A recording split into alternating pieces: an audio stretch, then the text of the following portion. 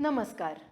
मी doctor कोमल दौड, श्री गुरुजी रुग्णालयाच्या वतीनं आयोजित केलेल्या अध्ययनमालेतला आजचा माझा विषय आहे तो म्हणजे पाळीत घ्यायची काळजी किंवा मेन्स्ट्रुअल हायजीन. खरं तर हा सोपा वाटणारा विषय, पण तितकाच दुर्लक्षित राहिलेला विषय.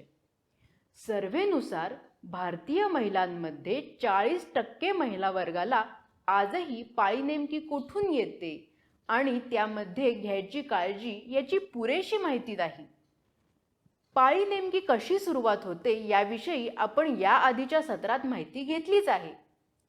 आता आपण पाळीत घ्यायची स्वच्छतेची काळजी याबद्दल आज माहिती मिळवूया. खरं तर मार्केटमध्ये सध्या या काळजीसाठी अनेक साधनं उपलब्ध आहेत. त्यापैकी कोणतं साधन हे तुमच्यासाठी योग्य आहे ते तुम्ही निवडूच शकता आणि त्यासाठी स्त्रीरोग तज्ज्ञाचा सल्ला देखील घेऊ शकता. सर्वप्रथम येतात ते कॉटनचे रियुजेबल म्हणजे पुन्हा पुन्हा वापरण्यात येणारे पॅड्स. ज्यांना अशा प्रकारचे पॅड्स वापरायचे आहेत त्यांनी ते वापरून झाल्यावर सुमारे 30 मिनिटं ते कोमट पाण्यात भिजवत ठेवावेत आणि त्यानंतर त्यातून पूर्णपणे स्वच्छ पाणी येईपर्यंत साबण लावून त्यांना स्वच्छ धुवावेत आणि सूर्यप्रकाशात वाळवावेत आणि कोरड्या जागी साठवावेत. त्यानंतर येतात ते फक्त एकदा वापरण्याचे म्हणजेच डिस्पोजेबल सॅनिटरी नॅपकिन्स. पुन्हा पुन्हा वापरण्यात येणाऱ्या पॅड्सपेक्षा वापरायला जास्त सोयीस्कर असून त्यांची शोषून घेण्याची क्षमताही जास्त असल्यामुळं ओलाव्यामुळं होणारा जंतू संसर्ग हा यामुळं थोड्या कमी प्रमाणात होतो. परंतु ते योग्य पद्धतीने अंतर्वस्त्रांना कसे लावावे, त्याचप्रमाणे ते कशा पद्धतीने वापरावे याविषयी आपण थोडी माहिती मिळवू. प्रत्येक पॅड हे 3 ते 4 तासाने बदलावे. ते पूर्ण भरेपर्यंत, पूर्ण सोक होईपर्यंत तसंच ठेवू नये. तसेच ज्यांना या पॅड्समुळे रॅश येण्याची शक्यता आहे त्या लोकांनी ऑल कॉटन पॅडचा वापर करावा. अंतर्वस्त्र सैल ठेवावीत आणि अंतर्वस्त्र देखील वेळच्या वेळी बदलावीत. हे पॅड वापरून झाल्यावरही ते डिस्पोजेबल बॅगमध्ये गुंडाळून व्यवस्थित घालावे आणि ते कचऱ्याच्या कुंडीत टाकावे. ते टॉयलेटच्या भांड्यात फ्लश करू नये किंवा तसेच उघड्यावर फेकू नये, कारण त्याने दुर्गंधी येते. त्याच्यावर भोंगावणाऱ्या माशांमुळे रोग पसरू शकतात. आता तिसरा पर्याय ते म्हणजे योनी मार्गात बसवण्याचे टॅम्पून्स किंवा टॅम्पन्स.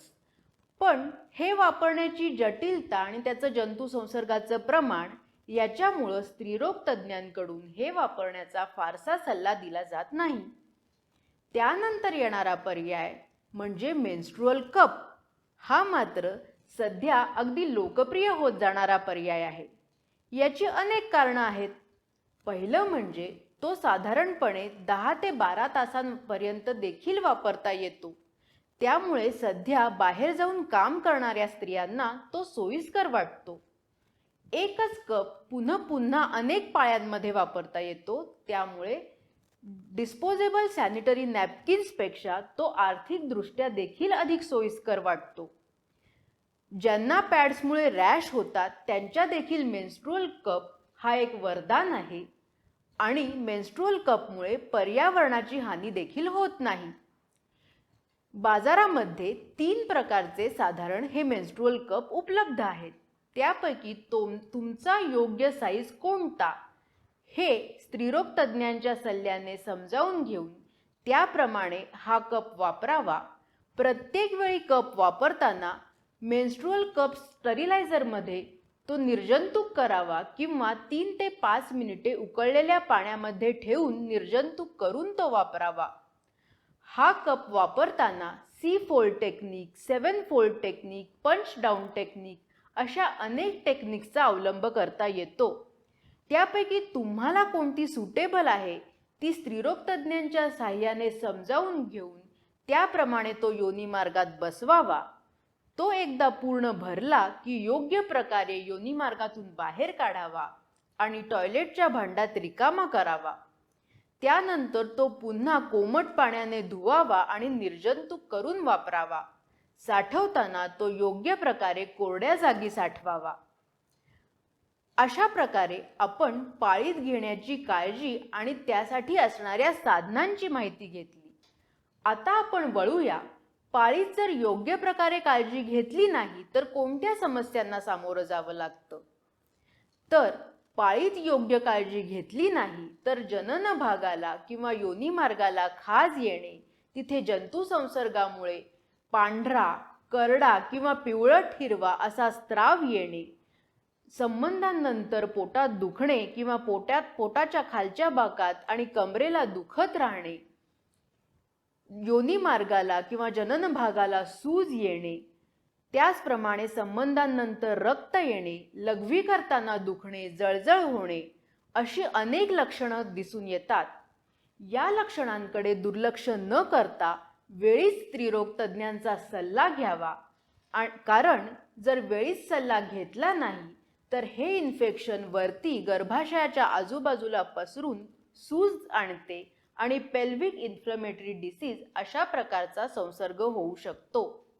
क्वचित प्रसंगी गर्भाशयाच्या तोंडाचा म्हणजे सर्व्हायकल कॅन्सर सुद्धा होतो, की ज्याचं प्रमाण भारतामध्ये खूप जास्त आहे. म्हणूनच स्त्रीरोग तज्ज्ञांचा वेळच्या वेळी घेतलेला सल्ला, पाळीत घेण्याची योग्य स्वच्छतेची काळजी, त्याचप्रमाणे सर्व्हायकल कॅन्सरसाठी असणाऱ्या पॅप स्मिअर सारख्या अत्यंत सोप्या स्क्रीनिंग टेस्टची वेळच्या वेळी केलेला अवलंब या सर्वांमधून आपल्याला पाळीचा अवघड काळ देखील सुकर आणि आनंदी बनवता येतो. धन्यवाद.